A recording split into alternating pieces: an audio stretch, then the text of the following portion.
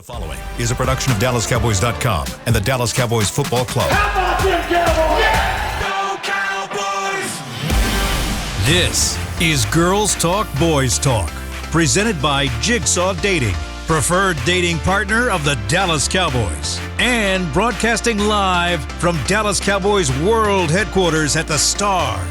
Now, your hosts, Christy Scales, Aisha Morrison, Nicole Hutchison, and Jess Navarez.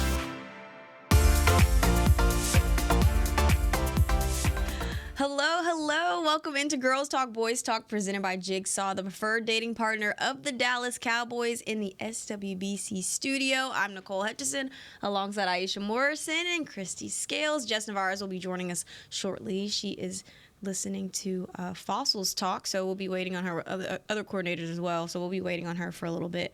But ladies, it's Victory Monday here at the Star. I know.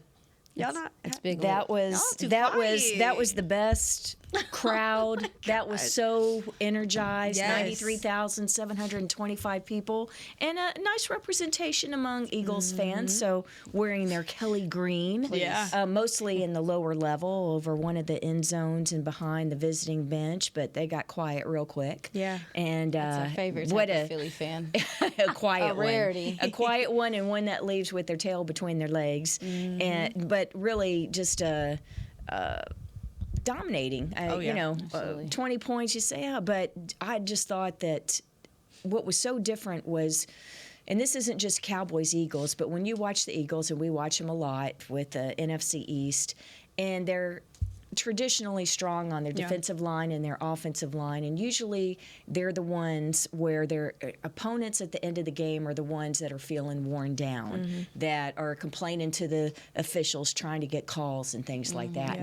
And last night, it's like the tables were turned, and it was the Eagles who were worn down in the second half, that were getting frustrated, that were complaining about calls. And so it was a very satisfying thing to see from the sideline. Oh, yeah. We got Jess, ladies in the house. But no, I didn't expect – let me not say that. I thought it was going to be a closer game than what it was, like maybe like a down to the final seconds type of game like it was last time. But the Cowboys proved me wrong, just coming out there and dominating the way they did. 24-6 at halftime and 33-13 the final. I don't know. This team's looking like it's a hard team to beat. I mean, this defense is the story of the game for really me. Is. And Mike McCarthy mentioned, that even offensively, I do like the fact that the run game seems like it's really starting to solidify itself, because they won the line of scrimmage consistently yesterday. But I will say this defense is what I was looking at this game. And for them to not allow Philly, who is one of the top 5 teams in the NFL and scoring in the red zone, for them to not allow them to score a TD offensively, and you're talking about some next level stuff, and all of the play calls were timely. The blitzes, we saw safety blitzes.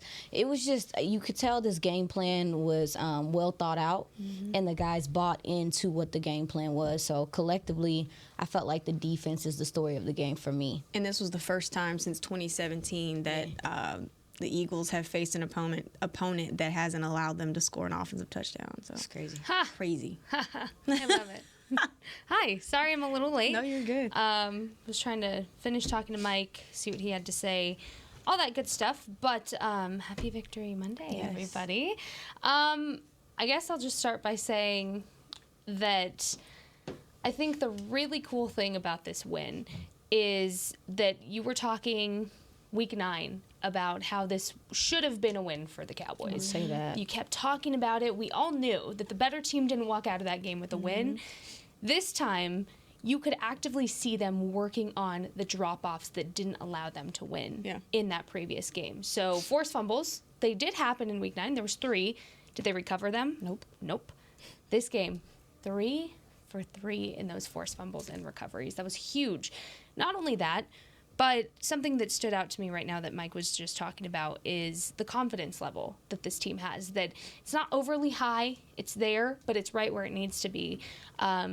Story of the game obviously was the defense, but for me it's also special teams. Brandon Aubrey, Butter Aubrey being automatic, and finally feeling like you have a solidified solution at kicker is so important, especially when you're driving downfield, can't exactly even get into the red zone, you can't score, you know you're going to get points on the board. And that's not ideally what you always want, but you have somebody automatic in Brandon Aubrey. So a lot of really good things to take away in this game, a lot to work on as well. Let's not gloss over some of the big things that did happen there as well. But, yeah, exciting. Great day. No, go ahead. No, go ahead. You're good. No, I was going to mention, to add on to Jess's point, this defense in the locker room, talking to them, they knew that they had to win third down. They knew how important it was to keep them, short of the sticks. And they came out. Philly was 4 for 9 on third down. And there was just mixtures in coverage and just some of the things that Dan Quinn did. I thought was really impressive how he used his personnel on the defensive side of the ball yesterday. Well, taking Stephon Gilmore, who for the second week in a row was one of the heroes of the game. Yep. We know that in the win over Seattle in the second half, Quinn and the staff made an adjustment and had Gilmore match up with DK Metcalf of the Seahawks and follow him around. And so in last night's game, they had Gilmore from the get-go taking A.J. Brown. And it was chippy at the beginning. I'm telling you, the first play from scrimmage with the Eagles on offense, Gilmore is a laid-back guy. He doesn't do any chirping, but A.J. Brown does. Yes. And so I saw him in Gilmore's face that very first play from scrimmage on offense, and it was funny because Gilmore said post-game, he made me mad. He called me old. And it lit a fire under me. But, the secondary played so well. Deron Bland, some stops on Devontae Smith, but that open Smith tackle was so huge. Yes. And the coaches praise his ability to tackle in the open field. I think it's something that media and fans need to talk about more. And then one last thing about the defense in regards to the secondary. What was the thing that we talked about last week of what area we think, we hadn't seen as much from the safeties so far this year, and they were the ones that stepped up. Maybe a little. Aisha got on her soapbox, and by golly, they listened. But Donovan Wilson, they listen to this podcast, until this season, Donovan Wilson was one of the catalytic players on this defense. If there was a takeaway, Dono was usually involved. And last night, we finally saw Dono the way that we saw him up until this point. Up until this year. And, of course, he had the injuries coming out early in the season and missed training camp. But I thought Malik Hooker had a strong game, couple big plays from him, so across the board. So when you have Dono making those plays on defense, and then finally we have a Michael Gallup sighting with his catches on offense, including, of course, the touchdown. It's great because what we're seeing as the season goes along, we're seeing contributions from different players, different games. That's what you need. Do y'all think that this was probably the best game as far as tackling from these guys? Because they had a hard time getting guys like A.J. Brown, Devontae Smith down. But I feel like they did a really good job with taking down Dallas Goedert and A.J. Brown, all those talented weapons. I think your DBs, to your point, the open field tackling was just incredible with some of the plays that they're making. And it's crazy because with Stephon Gilmore, I remember when we were talking about when Stephon first got here, Jess talks about all the time how important veterans are in this game. And when you look across the line and you see a veteran like Stephon Gilmore tackling, how he tackles, you best not be not sacrificing your body and getting out there and tackling, because that was my thing, was seeing how our DBs came up and tackled, because Philly does a lot, with screen game and all this quick stuff. And what they also did, they put a shell on this offense after a while. They were like, listen, man, y'all not about to just beat us deep all night. Yeah. So they really they made the Dallas offense have to be patient and kind of, have to methodically move down the field. I felt like they handled that very well, but defensively, I thought that they flew to the ball and they all I felt like they tackled well. I don't know if it was their best tackling game, but as far as the DBs go, they were just so good in space. And Jess talked about the yak yardage, which was huge. And other teams like San Fran are big on yak yardage as well. So this is good practice, quote unquote, for how they and the aggressiveness that they tackled with. I thought was really good. I think how Mike explained it was you get playoff experience without the consequences of a playoff loss, and I think that's the perfect way to explain the tackling in this game and how important it is. I don't think tackling has been a drop-off necessarily for this unit in general. I think actually compared to last year, it's something that they've improved on, and Dan Quinn said they've put an emphasis on it. I think last year the problem was they were tackling a little forward as compared to just tackling to get down and not allowing that yak yardage.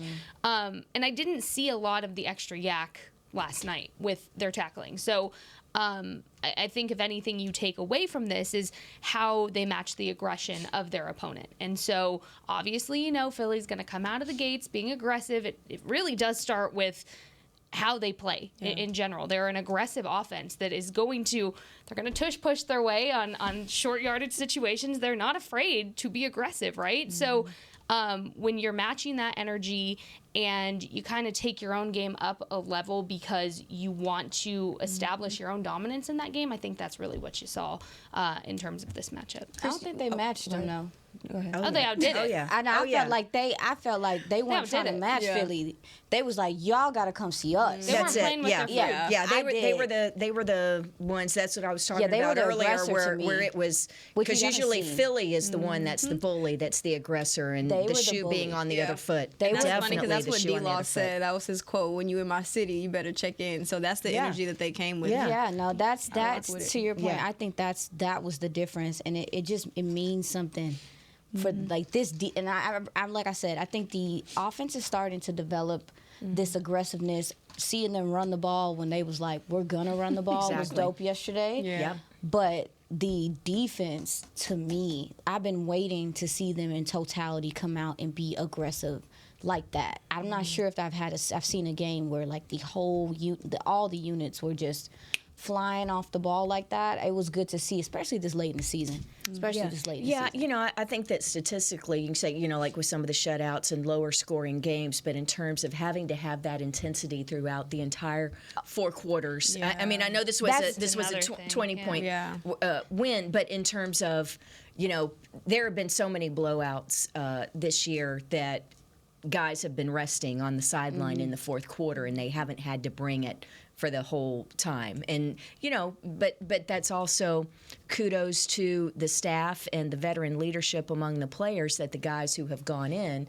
have maintained that similar level of intensity. But for the starters and the leaders to have it through the full 4 quarters, that's what was fun. You wanted to say something? My bad. No. Dan Quinn mentioned that, though. He's been mentioning that, I don't know, for the last couple of weeks, because there was a little stretch of time where they were coming out in the 3rd quarter. And teams were kind of figuring, they were just going down and scoring in that 3rd quarter. This defense came out with the intensity the whole game, from start to finish. And to your point, Christy, I do think that's going to be something that's important moving forward for them to kind of turn that page and to collectively be able to lock in for a full game. You're going to have it against Josh Allen in Buffalo. What a huge win for them yesterday at Kansas City, and he's such a challenge. And I know as the week goes along, talk more about Buffalo. I wanted to mention one other thing, and because you mentioned with the tush push for the Eagles, and of course, they had some success with that, but Dak Prescott on 3rd down, 2 different quarterback sneaks. Now it's not a tush push, but what happened was he gets up to the line of scrimmage, and the Eagles leave the center uncovered, And so when Dak sees that, he just calls it and just right through the A gap. I mean, they didn't even have to try a brotherly shove or a tush push, because the Eagles' defensive line, I thought that was pretty shocking to see it open right over the center, and they just take advantage of that hole. Christy, at what point from the sidelines did you know that they had this game won? Going in, I thought the Cowboys were going to win. I felt my score prediction going into the game was 30-24 Cowboys. I did not predict that the Cowboys defense would keep the Eagles offense out of the end zone, with the Eagles only score coming with the fumble return by the defensive lineman, but limiting them to 2 field goals. Wow, I didn't see that coming. But I mean, I just felt confident all week, and the energy in the building, the coaches, even the players were talking about it during pregame. It was palpable. You could feel it. And there was really, I think it goes back to week 9 at Philly, and it's something that we talked about on this podcast, is after that game, it was just kind of a different attitude. Yeah, the Cowboys lost and they were disappointed, but it was more of a resolve, and kind of their back was up, and we're going to see them again. And it really, I know that that's crazy because that was week 9, but that kind of attitude carried into this. I truly believe that. What do you think that this team proved yesterday? Yesterday. There you go. Yesterday. Well, it proved that they don't have to rely on an aerial circus and Dak putting up over 300 yards and 4 touchdown passes. Mike McCarthy said earlier today that, hey, the passing game wasn't all that. You know, there are things to improve on in every game, and the passing game is not what it had been the previous several weeks. The run numbers, you look and you say, oh, that's kind of average, but shoot, Aisha's right. Those were hard-fought yards, and they came at crucial times.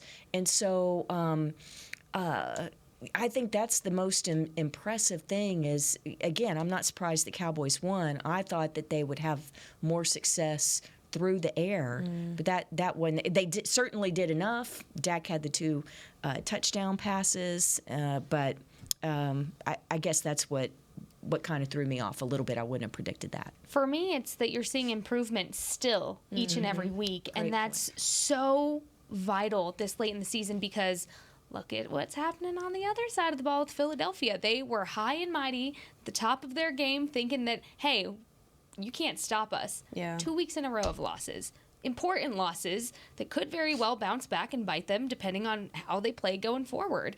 And one of the losses to a team that they already beat this season. And not an uncommon opponent by any means. They had the same amount of time, same amount of resources and efforts to beat this Cowboys team a second time, and they didn't do it. Now, on the other side, coming back here to what's more impressive about that for the Cowboys, is that they, again, we keep talking about this slow progression that you're seeing from the Cowboys. And I think it starts from the O-line, and we talk about this a lot. You're not seeing it top off yet. You continuously see areas of improvement that they're working on. So what you're seeing, I think, just is everything coming together on all 3 phases, not just offense, not just defense, not just special teams.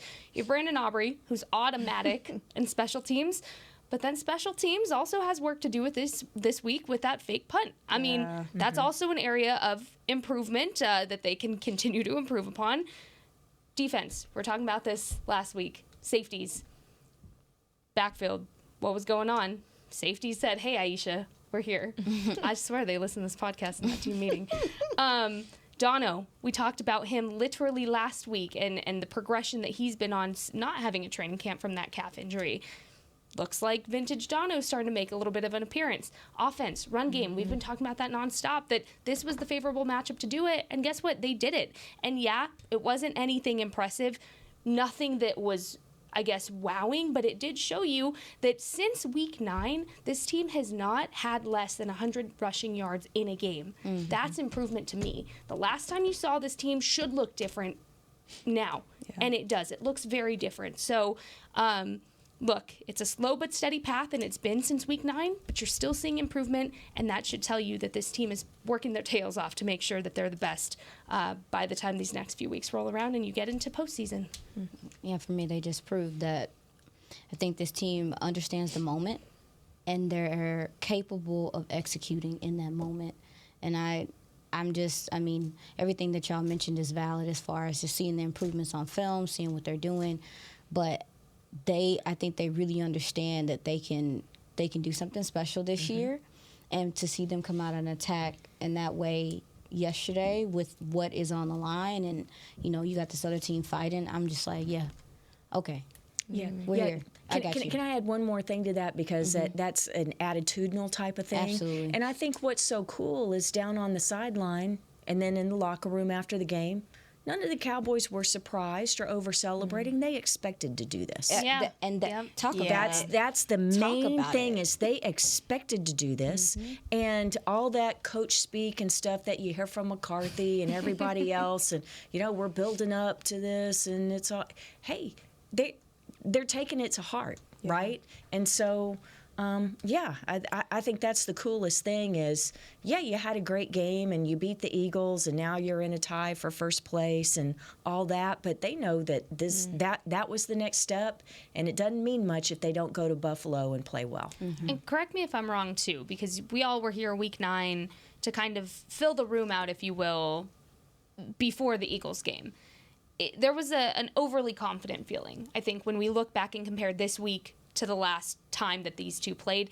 It wasn't, and I don't want to say overly confident, it was just a feeling of they were almost chasing the win a little too much. Does that make sense? Like, I don't know if you guys got the same feel, but I just was thinking about it as I was going to bed last night, and I thought about how different this week felt. Almost a calmness to where you wouldn't walk in that locker room and know they were playing the Eagles this week. Yeah. Last time, you would kind of walk in the locker room and it was like, Eagles, Eagles, Eagles. I think it was just, I'm not saying that you're... No, you don't have to agree. Yeah, I'm just saying from the conversations I had with certain players and just the feel, I feel like there's a different confidence level, and it's not a bad thing. It's just a more level-headed confidence. I think the confidence level is different, but I think it's more so of they didn't believe then. I think it was more so of they knew they had the tools to do it, but they didn't truly, like they've said, they've been bought into everything. I don't think they were really bought in like they are now. So I think that's kind of the difference with this team now. I'd like to throw a Bill Parcells quote at you. Confidence comes from demonstrated ability. Talk about it. There you go. Okay, They've Demonstrated ability last night. They put their money where their mouth was. They did it. They did what they needed to do. Now, everyone who's gloating, and, Eagles have lost 2 straight, got embarrassed by the 49ers, and lost to the Cowboys. That is a prideful bunch. They do have an easier, they got Seattle, but then the easier games after that. Don't be tossing any dirt on the Eagles.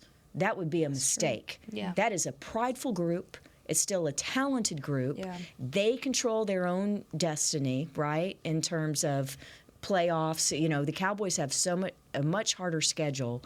So, they really hurt themselves in terms of being able to control that number 1 seed and control the East and what happened the last 2 weeks. But don't look past that prideful veteran bunch. I think that would be a huge mistake and not the proper respect that they've earned. They also need to win it this year if they want to, because you look at the contract years they have coming up.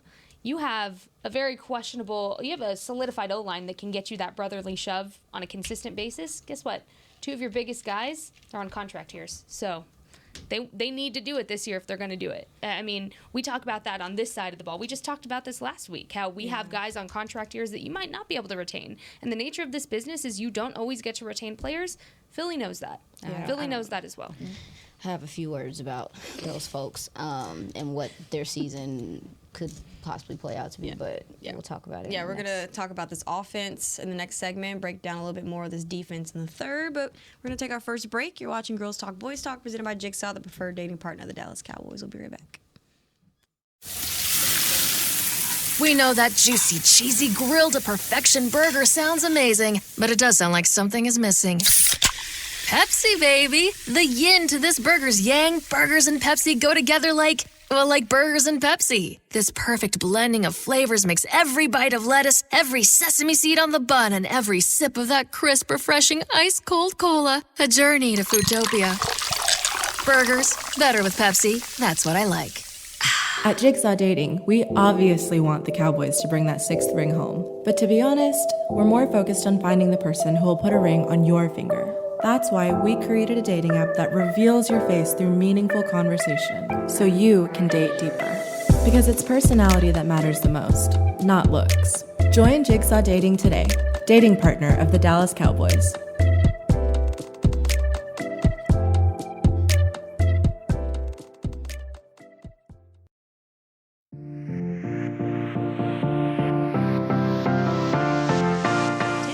For youth football and dance camps presented by Invisalign. Don't miss your chance to learn from the Dallas Cowboys cheerleaders and former NFL players at AT&T Stadium on December 22nd, 23rd. Celebrate the holidays with the Cowboys. Register today at dallascowboys.com/camps. And maybe you'll get to see a little special guest from Girls Talk, Boys Talk.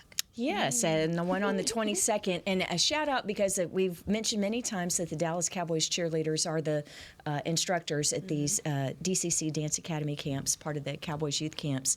And I just want to shout out to the 200 ladies, Dallas Cowboy cheerleader alumni, who put on a fantastic halftime show last night. This is the second year in a row that the current DCC has been joined by the alumni, and so it was great because the ladies who were from the squads from the 60s and 70s, they came out by decade, and so they would do their choreography to their music from their decades, and we had the ladies from the 80s, the 90s, the 2000s, and then at the end, all the sisterhood together with the current DCC, and it was fantastic. Got a lot of friends, got to see them shake their groove thing last night, and it was really wonderful and a great celebration of the DCC sisterhood. Shaking their groove thing, but the Cowboys O-line was getting groovy with it. Oh. See what I did there? I like that. Groovy and offensive line is not often used in the same sentence. Yeah, so I know they all. appreciate that. Oh, 100%. 100%. No, I just wanted to shout out Terrence Steele. He did a really good job of holding up single blocks. I was looking at the film a little bit today, and the Cowboys, I loved how we talk about how they bring guys down for pass pro like Jake, Schoon, and some of those guys, even MG sometimes, but I like how they helped with double teams. That was something that stood out to me the most, and that's what really I feel like got this run game going. What y'all like the most? What impressed y'all? If you had to choose one thing, you got to choose one thing about this offense and what they did well. I mean, the offensive line. No, any part of this offense. I mean, honestly, it was just the run blocking for me. The duo and combo blocks are still playing into their favor. The way that they use the running backs also is like they did run in between the tackles at times, but they also used motion. They used orbit motion. They did a lot of things to get these guys kind of off center. They also used the running backs in the receiving game. So Rico as a receiver, Tony as a receiver, and that is something that's very underrated about these running backs, is that those guys both have the capability to do it. And also too, I just thought the splits between the running backs were almost even. I liked the way that they split it up, and we got a healthy dose of Rico and Tony, and I think that's going to really help out, especially going up to like a Buffalo where it sounds like it might be cold, rainy, and wet. High of 48, these low guys. 36, 9% chance of okay. rain. 6, okay. Okay, you know. Wait, are you the sideline reporter? I've been stalking this since this morning because I was like, don't rain. Yeah, high 48, I'm low just of 36, 9% anything. chance of I'll rain. go with cold. Just don't make it sleety and rainy. That's the worst. Yeah, that's the worst. Trust me. Mike McCarthy mentioned some of the inside-outside zone that he wanted to implement, seeing that more, but he said they took a step. And he also mentioned even the cadence. He felt like they took a step. Now, there's at the house cadence is different than when you had somebody else's you're using house. a silent count. But my biggest thing was the fact that they ran the ball effectively in different ways, and I really think your guy Kavontae Turpin he's like the Joker of this offense, where I feel like if you draw him, he's going to cause problems. And I feel like he could really put a lot of stress on teams if they up some of his snaps and some of the things he does. Because I love how they're using him situationally in the run game. That first sweep to the outside to start the game really put literally on film, you see their DBs looking at each other because they're like, who is this guy? And I think they know about him, but the more that Mike McCarthy integrates him into this offense, his speed, to me, can make a huge difference in the playoffs and how teams decide to play you moving forward. So, yeah, I think your guys, that's who I'm looking for. I think for me, it's the ball distribution that they're using in favorable matchups. So in this matchup, it called for a Jake Fergie, and he led your team in receiving yards yesterday. 72 yards out of 5 receptions. Longest reception, 32 yards. He got a problem with Philly. He has had he's and led the team in receiving both times you played him. Great. It wasn't a bird. It wasn't a plane. It was an air Ferg. And he was flying real high. And I thought it was the Eagles that were supposed to fly, but that's not I how like turned it. out. I thought he was Big Biscuit, but I like Flying Ferg too. Flying Ferg. She must No, be but stopped. I do like the ball distribution, and it goes with the running backs. You saw, like you said, you did see more of Rico Dowdle, which we've been screaming for. And that's no shade to TP. It's just you're getting to the point of the season, and we've been talking about this for weeks. It's going to get cold. You need your run game to just be solid, and you need it to be solid with both of them. And then you add some Turp in there. And a little bit of CD, because you saw CD have a couple of runs Absolutely. too. That's just Mike McCarthy play calling. You do what you can. And remember, we talked about this. I was thinking about this before I went to bed last night, too. We talked about how Mike McCarthy... never. We talked about how Mike McCarthy hasn't had to show his full hand of what his play calling actually is yet. I think your run game is starting to expose it a little bit more, but he's still being so diligent and smart about how much he's showing right now. Oh, yeah. Because he has a bag full of tricks. Yeah. It's almost insane because you're watching this game and you're like, oh, they're going to run on first down. Like, you think you know what to expect, and then Mike McCarthy said, no appendix, guess what I'm going to do? And then he pulls out these trick plays out of nowhere, and I love it. But you're also seeing it in the receiving game as well. Getting Michael Gallup more involved. Kirsty, I'm so glad you mentioned it. If y'all want to roll the tape back for months ago when I was talking about this, please feel free. Any chance I have to brag on MG and how hard he works. And I'm not discrediting anybody else in the locker room. They all work hard. But he has been so unselfish these last few weeks to be blocking his tail off to make sure that the guys around him are getting opportunity that he clearly wants. He's not here to just block. Yeah. He's a receiver. And it doesn't matter because he goes when his number is called. 39 yards, his longest reception yesterday, which was the longest of the game. And Mike McCarthy talked about it today. He's getting one of the game balls, as he absolutely should, because he has been unselfish through this whole process. Even going back to acquiring Brandon Cooks, knowing very well that guy's probably going to take your receiver spot, second receiver spot, even though you've been here longer. And he said, look, I'm here to do what I need to do so we can all win. So credit to MG, but credit to all of those guys. Everyone showed up yesterday. Yeah. Everybody did. But the ball distribution, chef's kiss. More of that, Mike McCarthy. We love it. Yeah. My favorite things for the offense was getting up early, right? They scoring on every possession in the first half. Yep. Putting the pressure on the Eagles. I am so glad when the Eagles won the coin toss that they deferred to take the ball to the second half and the Cowboys got the ball on offense first. Because I think it was take it down, score, and put the Eagles on their heels, set the tone, put the Eagles on the heels, and then when they're falling behind, that's when you pass rushers can pin their ears back. But the other thing is, it's not just taking the ball down and scoring, but controlling the tempo, controlling time of possession, and that was extending drives. And that their third down conversion rate, coming into the game, they were at 48%, second in the league. And we know that Philly's defense was worst in the league in defending third down. And so the Cowboys ended last night with a third down conversion rate of 56%. That's stupid crazy good. Yeah. And guess what? The times that you did stall out, where you were at the plus 40 or the plus 42, meaning the 40 or 42-yard line on the other side, on the Eagles side. Oh, we'll just send in Brandon Aubrey. Yeah.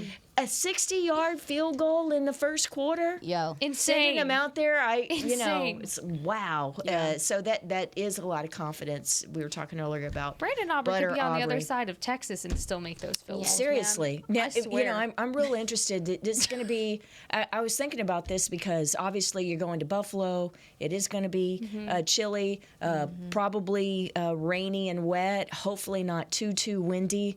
But guess what's right on the other side of Buffalo? Right on the other side of on the border, and that's Toronto. And Brandon knows all about Toronto. He was drafted by Toronto in the MLS. So I guess if we're going to have to see him do his first bad weather outdoor kicking, at least he has some familiarity with the climate up there. Yeah, but even then, I just think he's so unfazed. Like, oh my gosh, he is the way that he's steady, Eddie. Yeah, steady, cool, calm, and collected. It's honestly crazy. Even Nicole, when he makes a joke, you're like, was that a joke? I saw something on the sideline yesterday that I hadn't seen. Go for it. He smiled. Girl, get away from Brandon Aubrey smiled. Girl. No, like you don't see that. No, even you after he don't. makes a You field really goal, don't. you I'm don't like, see any reaction. He has teeth. I didn't know it. No, it was great. And I don't want it to sound like he's joking around and ha-ha. It was not like that. But see, the thing is, when you're the field goal kicker and he's nailing, every time he puts his foot to the football and successfully converts another field goal, he's adding to his NFL records. Yeah. But he doesn't really get to celebrate because he has to go out and kick off. And by the way, with the touchbacks, He's again, hitting he's the uprights. automatic. Are you? It's insane. Yeah. It's Someone let him insane. know he wasn't kicking a field goal at that point. 'cause He hit the crossbar twice. Once it bounced back. The other time it bounced over and went through. But I mean, heck, the guy, we say, oh, I could kick a 70-yarder. Well, yeah, he does it from a tee, kicking off all the time. I love it because to me that speaks to maybe his muscle memory. Yeah. But yeah, I'm sure that's your thing. But you made a really good point about Mike McCarthy. He's mentioned the variations of this offense this whole time, and I do, to your point, just think that you're starting to see some of that with the run game. But I do think in this game there was especially in the third quarter, they did the things they needed to get into field goal range. But there were several times that I thought to myself, now if you needed to go get this, would you have gone and got that? Would you have gone and got? I mean, they were up by 2 scores. Yeah, that handoff to Pollard you're talking about, where they only got 3 or 4 instead of maybe getting 10 yards or 12 yards, making it easier on the kid. Yeah, and in fairness, I mean, they were going for they were trying to finish them with the CeeDee Lamb play down the sideline. I don't have a problem with that one. I don't. I like that. I do think at that point, and this is another thing that I feel like ties into what you're saying, Justin, in regard to the knowing your team, understanding your team. Mike McCarthy talked about that today. It was one of the dopest things I think I've heard a coach talk about. Is he didn't say this, but I'm just saying he talked about the intimacy of keeping the locker room cool and keeping them and knowing your guys and learning the guys. And to me, sometimes you look at he mentioned the passing game. Sometimes you look at your passing game, you be like, oh, y'all ain't got it right now. Or y'all not. It's not clicking the way it was before. All right, let's go to the ground. And they did that. And so when we talk about getting confidence in the passing game, I think they did that against Seattle. I think at this point you're starting to be like, okay, this passing game can turn up and everybody be involved. But I think they can walk out with some confidence again in this running game in a way that equals. It's equal now to where, okay, if one side of the ball don't got it, then you can do that. But I just thought that it takes growth and understanding what you're as a coach to be like, you know what? Let's just keep it on the ground. Let's just keep it doing simple things because you hitching a little bit. I don't like that.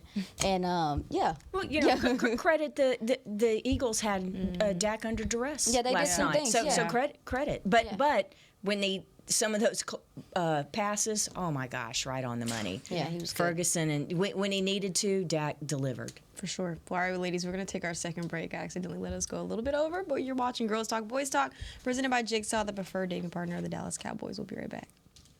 At Jigsaw Dating, we obviously want the Cowboys to bring that 6th ring home. But to be honest, we're more focused on finding the person who will put a ring on your finger. That's why we created a dating app that reveals your face through meaningful conversation, so you can date deeper. Because it's personality that matters the most, not looks. Join Jigsaw Dating today, dating partner of the Dallas Cowboys.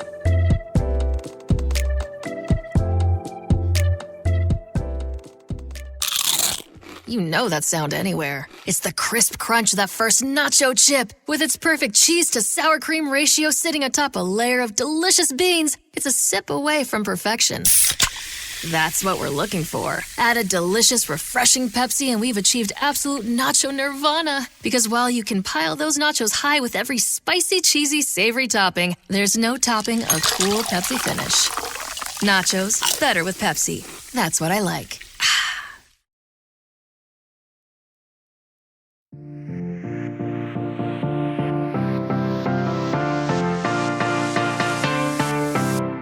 Experience the most electrifying event of the holiday season, Cowboys Christmas Extravaganza, powered by Reliant.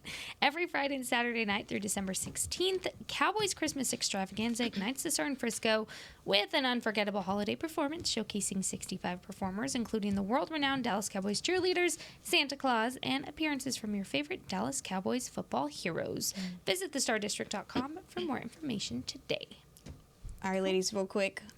We talked about the secondary. We got to talk about Damone Clark and Marquise Bell. I think those guys played absolutely lights out. How have you guys enjoyed seeing them kind of continue every single week their dominance in that position? What I like about them, gosh, this sounds like an old person word, but plucky.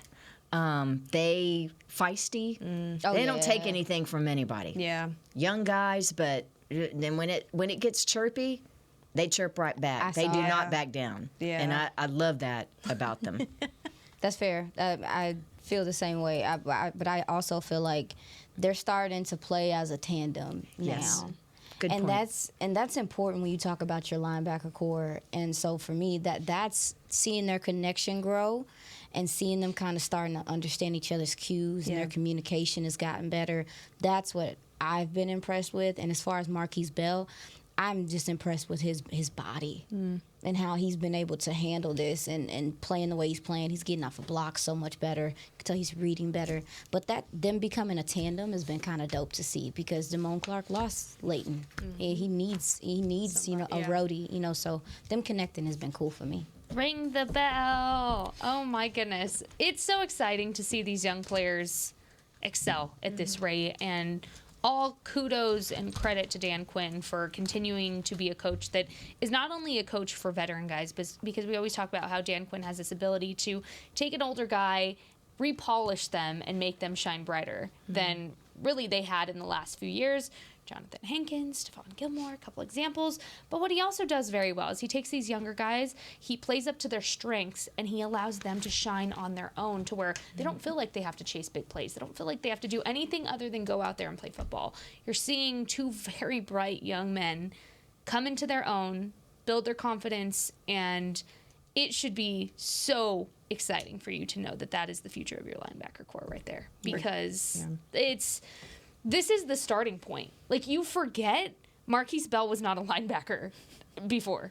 You forget. This is your starting point, and that in itself is very exciting. We're giving out team grades. Defense as a whole, what are you guys grading them? A plus. A plus.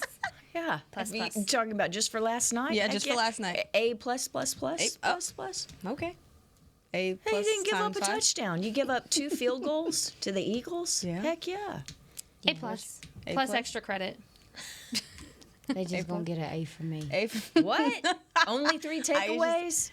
Dang, I'm glad you weren't my professor in school. There'd be no curve. She's a tough grader. Offense, what y'all grade them? I'm going to give them a B minus. B. B. Because I want to be... What you finna I say? want to be I want to consistent. be. I want to be consistent. positive, so I'll go B plus. Okay. All right. What you got? Defense, I'm You going. can't not grade. I You just know. gonna My play. bad. I'm sorry. We have to be the bad teachers. No, defense, I'm going to go A. Just strictly A. Offense. See? I'm going to go B plus. B plus. Love that. Yeah, love that. Fine. All right, well, But, that'll hey, do it. 33 points. First team in Yeah. NFL history, 7 first home games of the season. We can't. 30 we can't, plus points. We got to. Hey, so we should We have got to keep did them humble. defense, offense, special teams Oh, my because bad. Brandon gave us 12, right? True. 12 points. Yeah. True. Incredible. Special teams. He's insane. What are we grading them? Well, A plus, 12 plus, points. Really 12, good. 12 points plus the extra points. So 15, right? Yo, he was good. And then Brian Anger is what, second? I think they said he's second in the NFL. net Can I yards. say? Can I Goated. say about just talking with Brian in the locker room last week, and in Pro Bowl voting, he's kind of like 5th or 6th or something. But All Pro, he should be considered, right? I mean, he's right up there Yeah. at top. Here's the Yeah. thing: the offense has been so good that he does not have enough punts to qualify for All Pro. Yeah, the last so time- entering last night's game, he Wow. needed. He Since told me that Thanksgiving, he told me that entering Yeah. last night he needed to average 2.48 punts per game through the rest of the season to qualify, and of course he only had the 1 punt last night. Yeah, he hadn't punt since Thanksgiving. The Thanksgiving. That's what they game. said on there. I was 17 shook. days. Listen, Exactly. sorry, Brian. You gonna have to just sit your ass down somewhere. I ain't about to willingly be like, Pat, I'm sorry. Oh, no. We love it. He would rather hold for an extra point than punt. Yes. All right. I'm gonna give special teams a B though. God, A B. Because of allowing the fake punt. You gotta catch that. You have to go lower on the curve because of that. That's fair. No, you gotta catch that because I was watching. I was like, fake. Somebody tweeted it too. Everybody said that. Yeah. Baby, I must have been in a zone because I didn't see nothing. Yeah. My poor neighbors heard me saying fake. Poor neighbors. Poor neighbors. Oh well, they'll live. They'll be fine.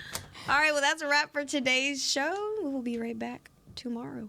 No. We will not. Oh my gosh, dang, my day's running. We will not be back tomorrow. We'll be back Wednesday. There's a special event with Salvation Army that the staff will be with. So anyway, so it's for a good purpose. Everyone will be otherwise engaged. Yes, we will be back Wednesday. Oh.